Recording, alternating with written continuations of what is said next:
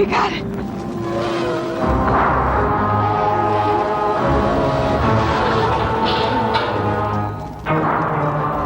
In 1984, film audiences were introduced to a new kind of villain. You're terminated.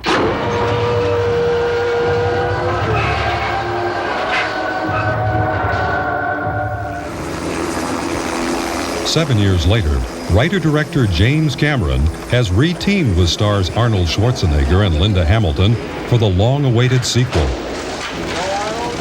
Terminator 2, Judgment Day. If it is little children today or grown-ups, the one line that everyone always asks me to say is, say, "I'll be back." Say that line. Come on now. Are you gonna be back or what?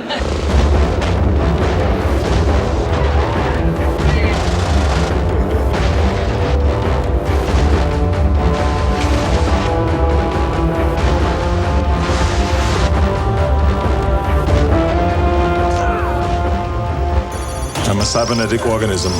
Cyberdyne Systems Model 101.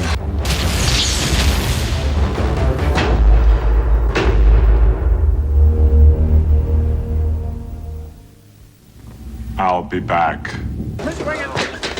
Those words took on new meaning in the fall of 1990 when cast and crew reunited in the Mojave Desert to continue the story of Sarah Connor and her fight against the machines of the future. The important element that's changed in her life since we saw her last is that she's had her son, John Connor, and he's now 10 years old. The new Terminator of the film is not targeted on her anymore. The child now himself is the target. Okay. For Cameron, Terminator 2 was only a matter of time. Action! It was inevitable that a Terminator sequel would get made, and I wanted to be at the helm. I wanted to make sure it didn't kind of drift off the concept of what it should be about. Cameron's vision of a killer cyborg from the future hit a chord with audiences worldwide. The Terminator represented something to people, a kind of a dark side of the human psyche. People want to have that fantasy of being able to do exactly what they wanted to do whenever they wanted to do it. I need your clothes, your boots, and your motorcycle.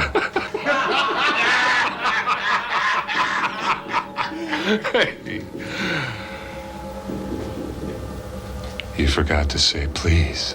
It took us all, I think, a while to realize that the Terminator had kind of permeated into the culture, and it just kept getting reflected back to me in so many ways. Arnold Schwarzenegger, the Terminator. Arnold was always a very strong force in trying to get the sequel made.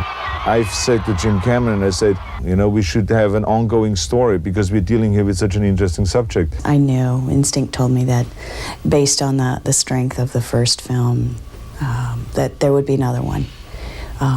It's just, you're never ready. Several of the original Terminator crew returned for the sequel, including director of photography Adam Greenberg and Terminator effects creator Stan Winston. Sequel must be true to the first film, but yet it must be more than the first film. We have to give them what they got in the first, and we have to give them something new and fresh. And I think that's what we've done in Terminator 2. How can Arnold be starring in the sequel?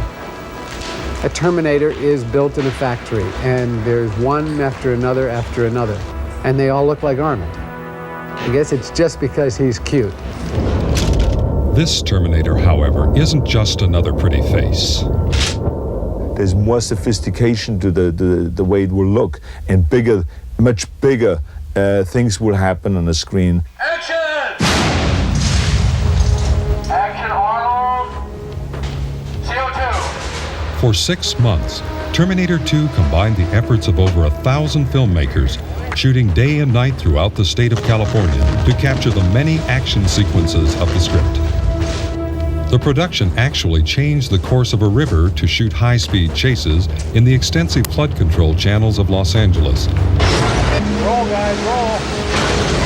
The tight quarters and massive filming equipment often paralleled the action of the scenes being shot.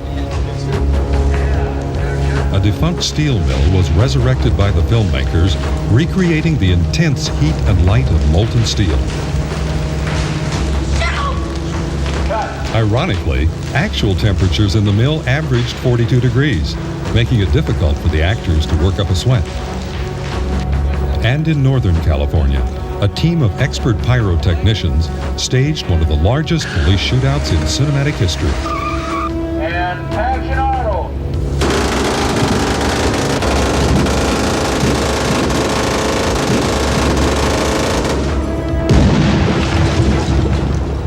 Arnold, tell me that wasn't a rush. Their crowning achievement, however, was blowing up a 4-story office building.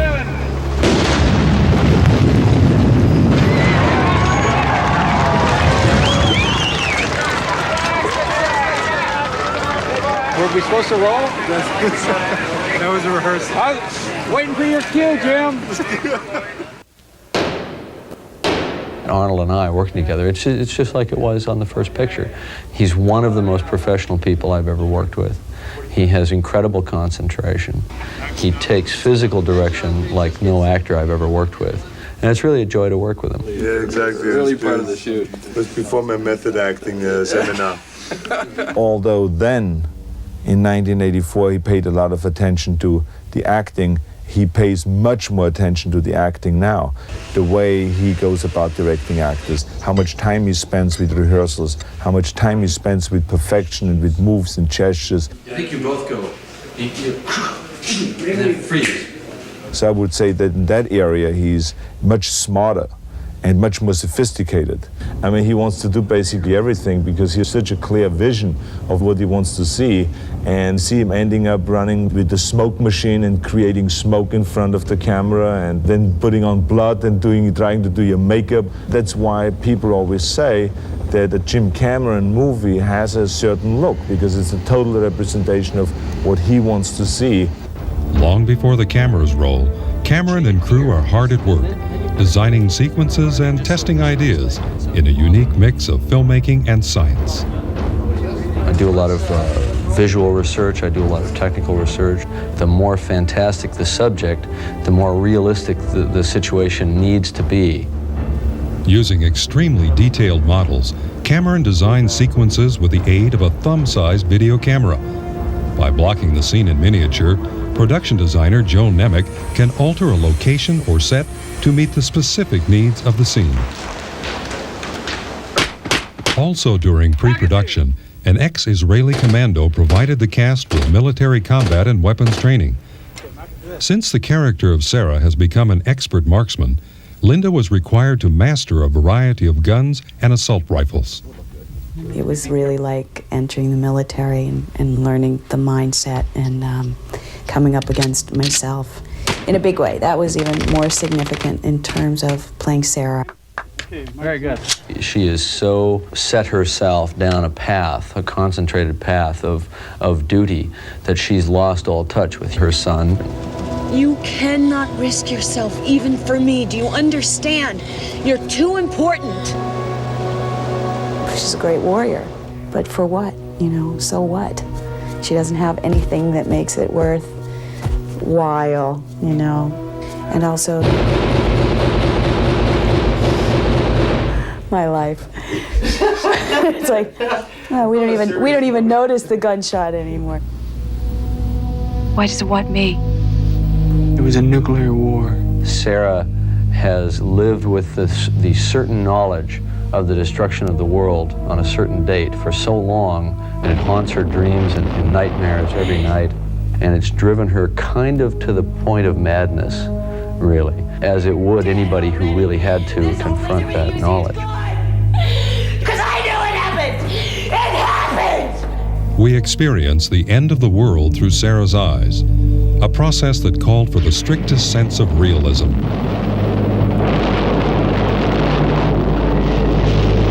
But even more powerful and haunting are Sarah's visions of the people. And he comes down, and action, he jumps off and covers up. Oh, stop. What'd you do? See Commando 10 times? When we had to create ashen bodies that were going to be blown away by a nuclear holocaust, it was very unsettling. And it was the one time when you got a little uncomfortable because it wasn't pleasant to look at while you were shooting it. But it is the important aspect of the film. Judgment Day, the day Sarah was told the war would start, clearing the path for humanity's successor. The machines. Future War. For Terminator 2, Cameron mobilized an army of actors, stunt people, and special effects crews to create the final battle between humanity and the machines. This battle took place on many levels in Terminator 2, as the crew executed one successful vehicle stunt after another. That is a cut. That is a cut. One scene required the Terminator to climb from a speeding pickup onto a heavy tanker, a feat performed by Arnold's stunt double, Peter Kent.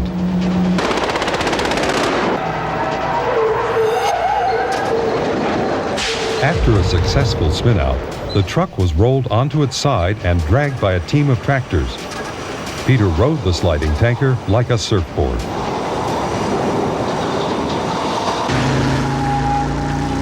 To protect young John Connor, the human resistance has sent the Terminator itself. My mission is to protect you. Who sent you? You did. This is deep. Playing the role of young John Connor is newcomer Eddie Furlong.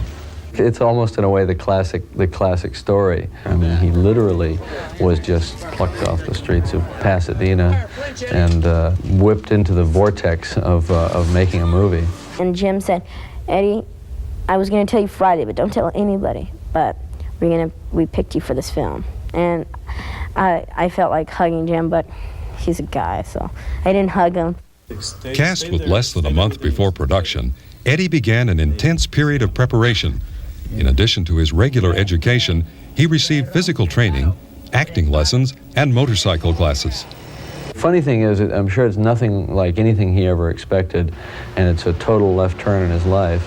But on the other hand, children have this remarkable capacity to just deal with things, whatever life throws them. They don't know how the world is supposed to be yet, so they just think that's okay. You know, it can be like this if it wants to be. One of the many tasks Stan Winston and crew undertook was enhancing the original Terminator makeup design. Originally, there were a number of stages designed or considered as Arnold stages in makeups for this particular production. An actor must know going into a situation like this that there is physical stress with this process. Fortunately, Arnold Schwarzenegger is a pro. 3 more hours of this. I don't know how much longer I can take this. He attacks it as a pro. He doesn't complain. All right. But I need my foot massages, my oatmeal, my Austrian Christmas music. I need it all. Go ahead. Do it. This pre-made up piece here is going to be glued to Arnold's face with the help of Arnold holding it. Hold on a second.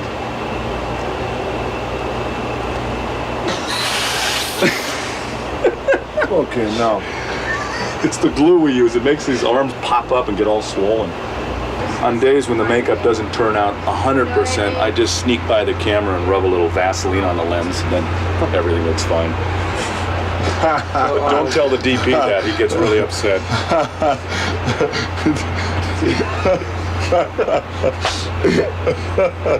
This was so funny. During the production, makeup artist Jeff Don and Steve Laporte and hairdresser Peter Tothball would transform Arnold into the flesh-covered Terminator an estimated 35 times, totaling 6 consecutive days in a makeup chair for Arnold.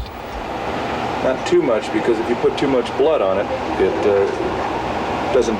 You can't see the work that's been done. You can't see the metal and the flesh that's gone. It just looks like a big bloody mess, like you slapped some hamburger on it. That's a good example, Jeff. Hamburger? I'm proud of you. Well, I'm hungry right now, so I thought I'd use hamburger. People accept this possibility that there can be a blend between a human component and a machine component.